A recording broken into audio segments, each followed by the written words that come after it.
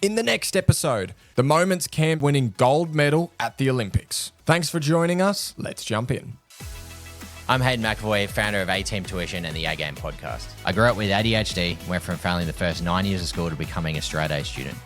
Since then, I partnered with over 100 schools and helped over 20,000 students become A students through the same method. This podcast is exactly how we've done it. Let's find your A-game. And then Flo starts clapping, the whole crowd starts clapping, and I'm just like licking my lips like, yes, this is excellent. They're all looking at this guy now. I can just chill, just imagine I'm back at training, and yeah, it was the best thing that could have happened to me. So what, you're standing behind lane 5, Yep. which you're not usually, and you're looking down the pool.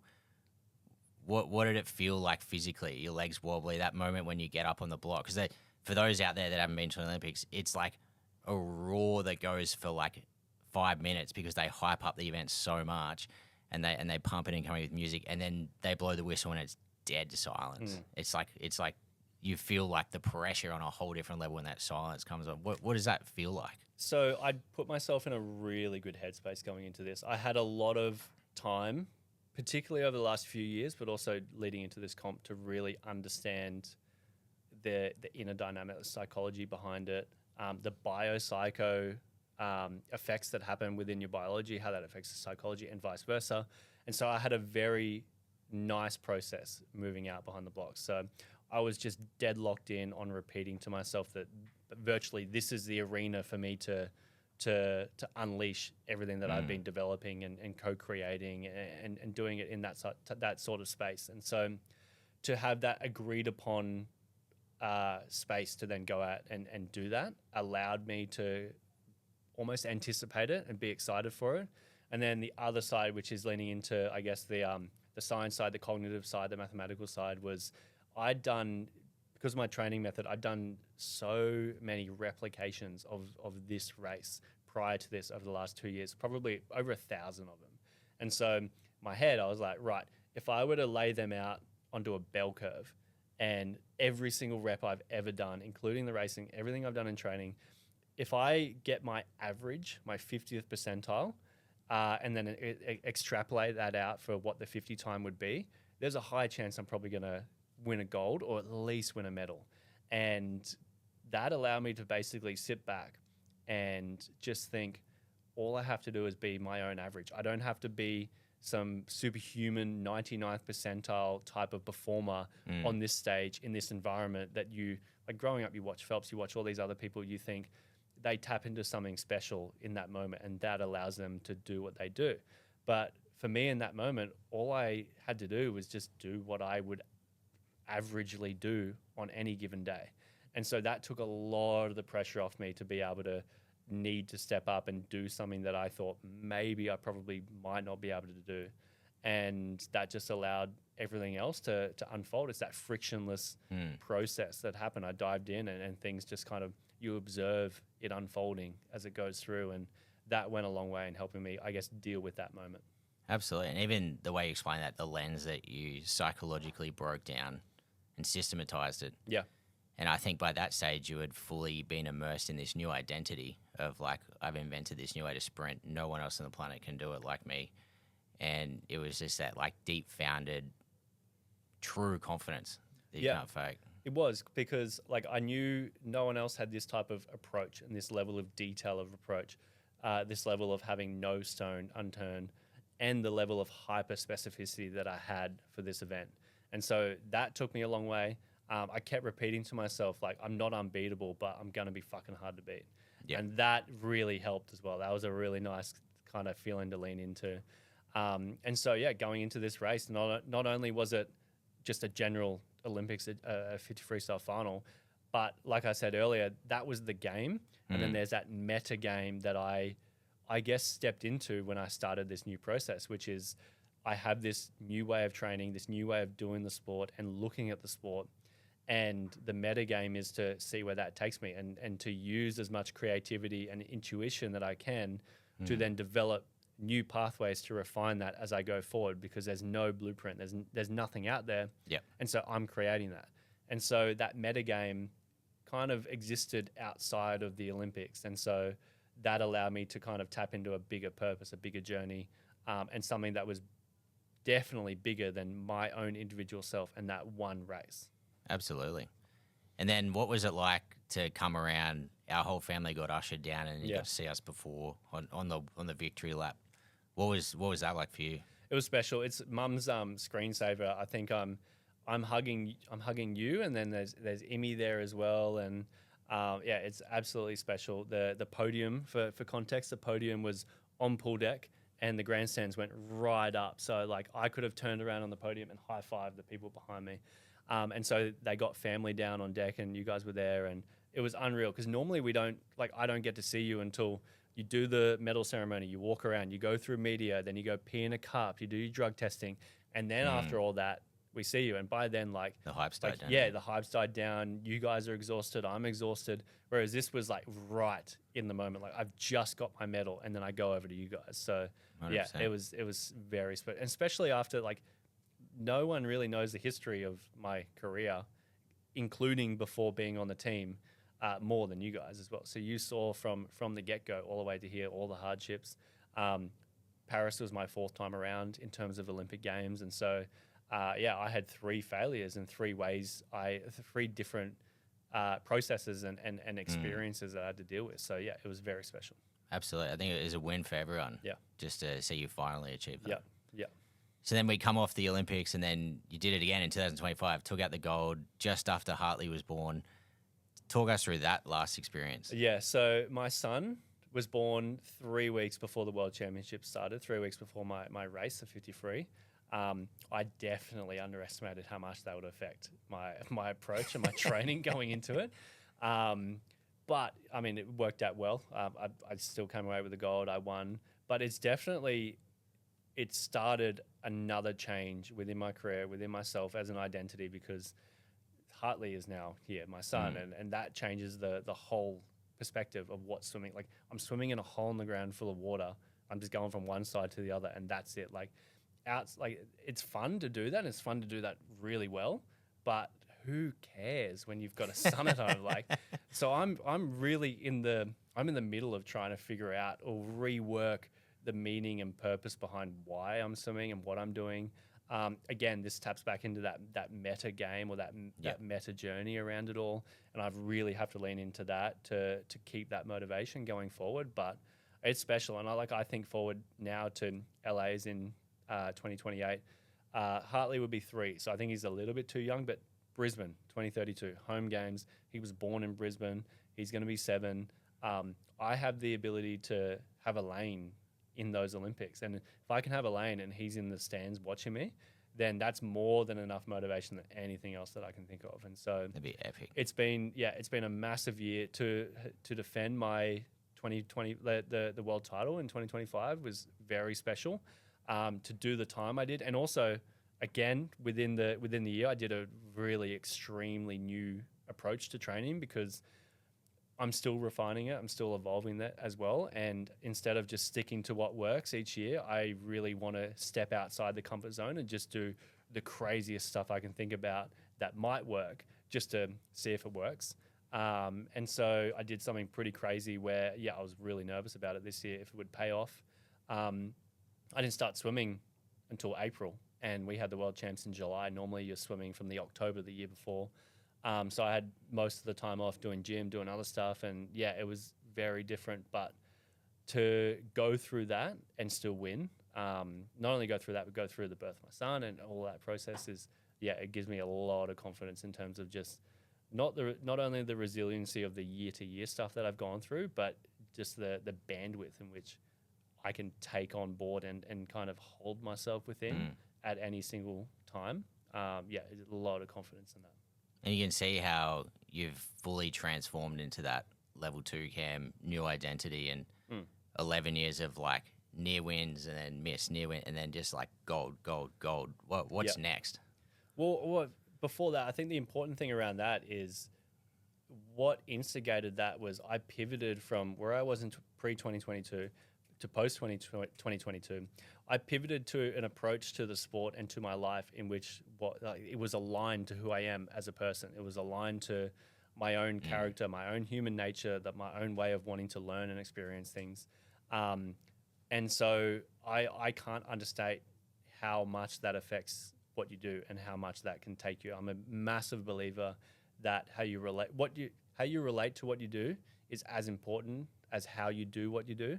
And so, yeah, I think there's no coincidence. It's not a coincidence that I pivoted to something that was so aligned to who I am as a person to then go on and do, or I guess have the most successful years of a 20-year-long career, particularly in a time where you'd expect someone at my age to kind of be fizzling out and kind of moving on from the sport. What's next? You still on that? I think there's a lot. My mind is, I want to go 20 seconds. I've been 21.06. I've been 21.1 twice. Been 21.2 a boatload of times.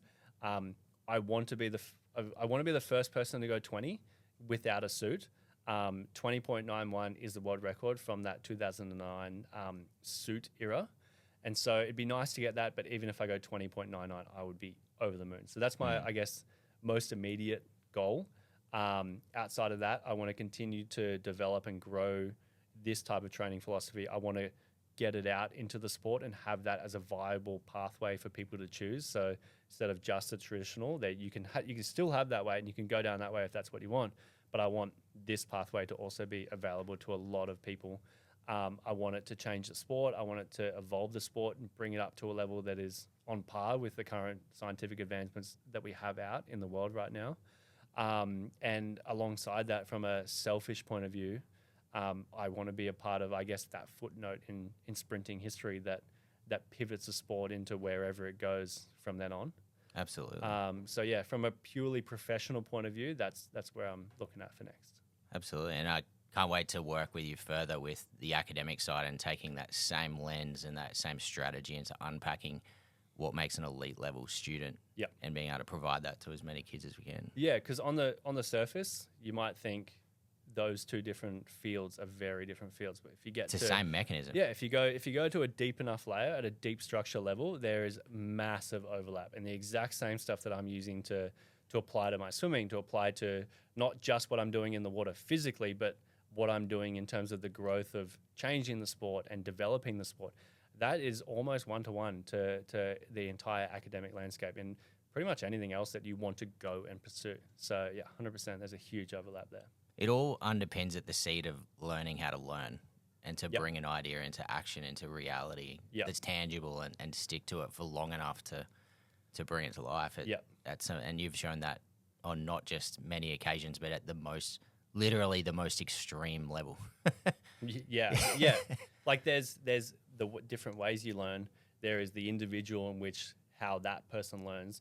You plug them in and then you execute it, and then that's the path forward, and it's just figuring out what that is. And I think that's part of the essence of success is that mental process and the journey you're going through that and who you become off the back of 100%. it.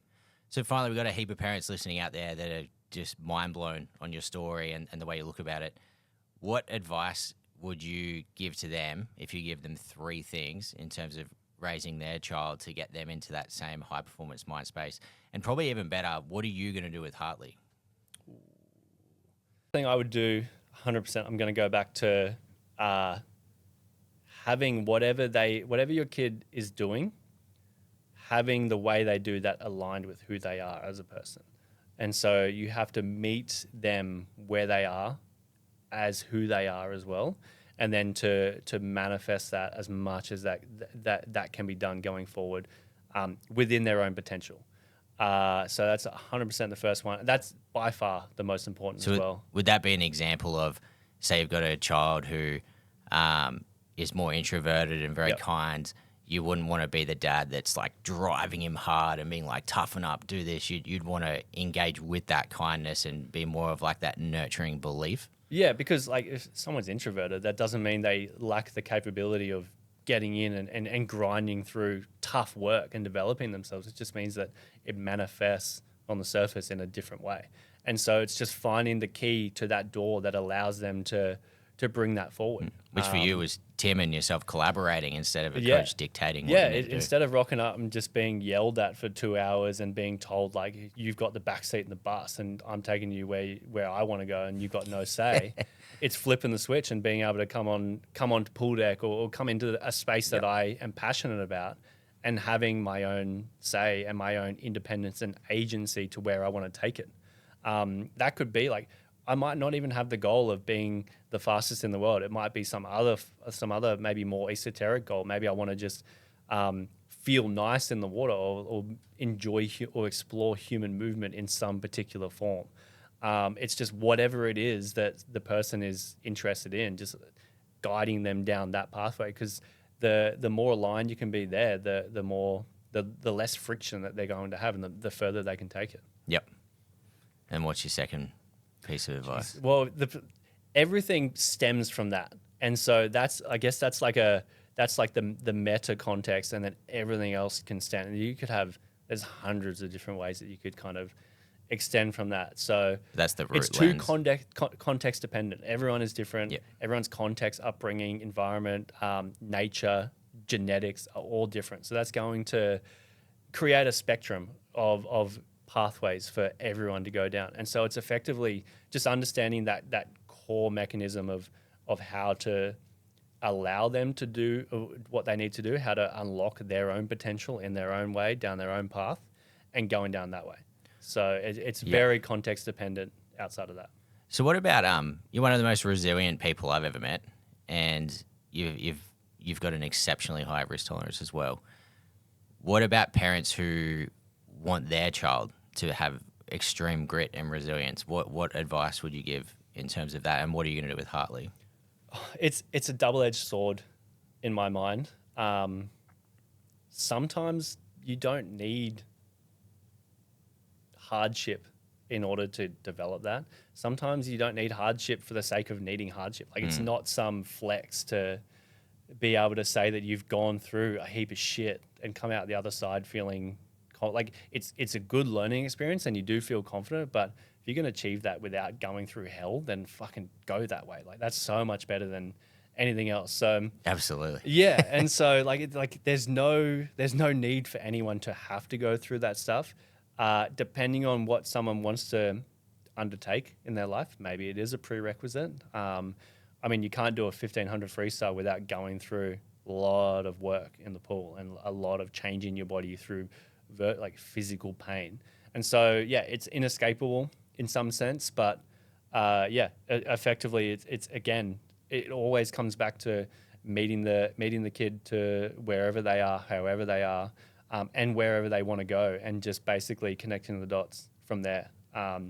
One kid who responds well to just being told over and over again, toughen up, go do this, go do that, and thrives in that environment would destroy another kid. And so again, it's like, my advice would be, if you don't have to, don't do it. But if they want to, then yeah, take them along and let them go through it as best they can. Absolutely. And then finally, I'm a parent. I'm going, my child doesn't believe in themselves. They're feeling underconfident.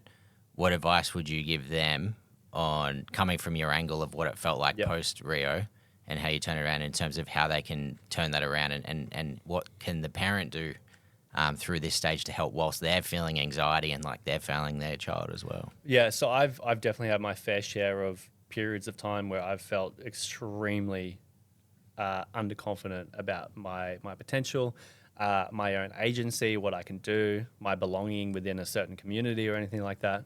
And again, the biggest changing point, and literally the fastest changing point, was reorientating and recontextualizing my life just to be aligned with who I am as a person. The moment I did that, literally immediately within the day, I felt so much better, and it was just frictionless from then on. Found flow. Yeah, and so like there's very strict windows in which I guess in this current like modern schooling system where kids can be put into boxes, and some kids probably don't need to be put into boxes or don't respond well to be putting in there. And so a lot of that can basically turn around and hinder them and basically put them within the space in which I experience, just within their own context. They could be, lacking their confidence or et cetera, because they have to adapt themselves to mold into the shape of whatever it is they have to at school, because it's within a big environment like that, you can't be as individual as you can just off the fact of the school. You have to bring that element yourself into what you do. And so again, it comes back down to who your kid is, what they want to do, why can't they do that in their current environment, and basically, just pinpointing that and moving from there. So it sucks. It's so context dependent. It's hard for me to give exact examples, but that's the most generalized approach that I'd say. Like you have to help push them into a point in their life where they feel like that's where they want to be. That's what they want to do. That's what they want to go and push forward. Yep. And once you get there, everything else kind of reorientates itself without effort. It just falls back into place a little bit easier. So it's like the finesse of actually being able to park your own feelings and your own nerves and take time to deeply understand your child, their character, who they are, and what's going to get that click moment, as opposed to that dad that's like, you're going to be a doctor no matter what, you have to do it, I'm going to make you do it, and the kid not wanting to be a doctor. Yeah, because the amount of changes that happen from birth into even mid-20s is insane. Like you go through multiple Cambrian explosions of development. You change identity and who you are as your sense of self over and over again as you're going through. Like if you take my snapshot when I was early teens, when I hadn't hit puberty to the same extent as my other competitors, and you took my potential for my career from that snapshot alone, then you'd have no chance to say that I'd go and be on the swim team for 13 years. I'd be world champ, Olympic champ. You'd basically be telling me to pick up some tools and go somewhere else and do something else. And so, like the window in which you look at your child, where they are at, is too small. You have to expand that. And the only way to do that is firstly not rush through it, give them the space to evolve through all of that stuff. But then the one constant throughout every stage in life is who they are as a person, who they present as their own nature, their own character.